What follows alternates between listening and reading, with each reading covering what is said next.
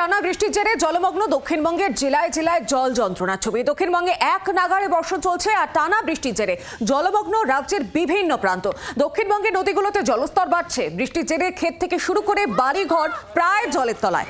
বাঁকুড়া হোক বা উত্তর 24 পরগনা, পশ্চিম মেদিনীপুর হোক বা হুগলি, সব জায়গার ছবিটা ঠিক একই। আরামবাগের বিভিন্ন জায়গা জলমগ্ন।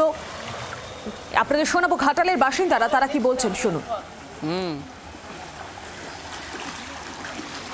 গতকাল ভোর থেকে একটা হলটা বানের সৃষ্টি হয়েছে, তো যার ফলে এই সুমি নদীর জলস্তর বৃদ্ধি পেয়েছে। সুমি নদীর জলস্তর যখন বৃদ্ধি পায়, মনসুরা এক গ্রাম পঞ্চায়েতের অন্তর্গত বেশ কয়েকটি গ্রাম মন্দারপচক, পার্বতীচক, কুটিপাড়া থেকে শুরু করে দীর্ঘগ্রাম, মেশালা, বরকতিপুর, যদুপুর কিছু অংশ প্লাবিত হয়। তো আমরা এখন যেখানে আছি, বরকতিপুর বুথের একটা অংশ হাইরা জলের চারফাল। এই হাইরা জলের চারফালের যে ইঞ্জিনিয়ার সাহেব এইরকম প্ল্যান দিয়ে একটা বক্স কালভেট তৈরি করে দিয়ে গেছে, তাকে অসংখ্য ধন্যবাদ জানাই। কারণ যে পাইপগুলি বসিয়েছে সেই পাইপগুলি সাধারণত লোকের ফ্যামিলি বাড়িতে বসায়। ওই পাইপ দিয়ে কোনো মতেই জল বলছে না, তাতে করে জল ফুলছে, ফুলে এলাকার রাস্তাঘাটের ক্ষয়ক্ষতি হচ্ছে। আরো বিস্তারিত জানবো, এই টেলিফোন লাইনে রয়েছেন প্রতিনিধি চম্পক দত্ত। চম্পক, একদিকে তো বিক্ষিপ্তভাবে বৃষ্টিপাতে জলমগ্ন বিভিন্ন জেলা, একই ছবি দেখা যাচ্ছে সব জায়গায়। নিকাশি ব্যবস্থা নিয়ে কি জানা যাচ্ছে? এখন নিকাশি ব্যবস্থা যথেষ্ট অভাব রয়েছে বিভিন্ন জায়গায়, সেটাই আমরা দেখতে পেয়েছি। যে জায়গায় জল জমে রয়েছে সেই জায়গা থেকে নিকাশি ব্যবস্থা তেমন নেই। কিন্তু ঘাটালের ক্ষেত্রেটা সম্পূর্ণভাবে আলাদা।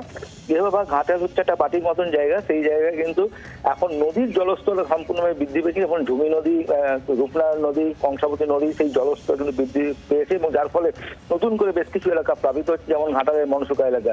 এই মনসুকা এলাকা কিন্তু গতকাল থেকে হু করে জল ঢুকতে শুরু করেছে এবং পুরো এলাকা ঘাটাল মনসুকা 1 নম্বর গ্রাম পঞ্চায়েত, পাশাপাশি 2 নম্বর এই এলাকাগুলো, তো এই পালা এলাকা, এই জায়গাগুলো সম্পূর্ণভাবে জলের তলায় চলে গেছে। বহু বিঘের পর বিঘে কৃষি জমি, যেগুলো এর মধ্যে ইতিমধ্যেই ফসল হয়েছিল, সেই জমি কিন্তু জলের তলায় চলে গেছে। পাশাপাশি যেসব গ্রামীণ যেসব রাস্তাঘাট ছিল সেগুলো যেমন ডুবেছে, তেমনই হচ্ছে যে রাজ্য সড়ক, সেই রাজ্য সড়কের উপরেও কিন্তু জল, এবং সেক্ষেত্রে নৌকা করে মানুষকে যাতায়াত করতে হচ্ছে।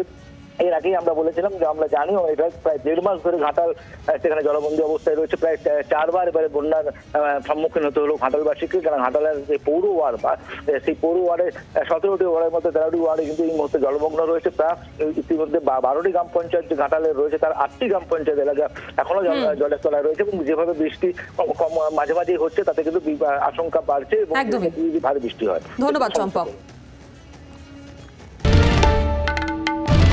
বাংলার আওয়াজ, বাঙালির আবেগ, জি 24 ঘন্টা।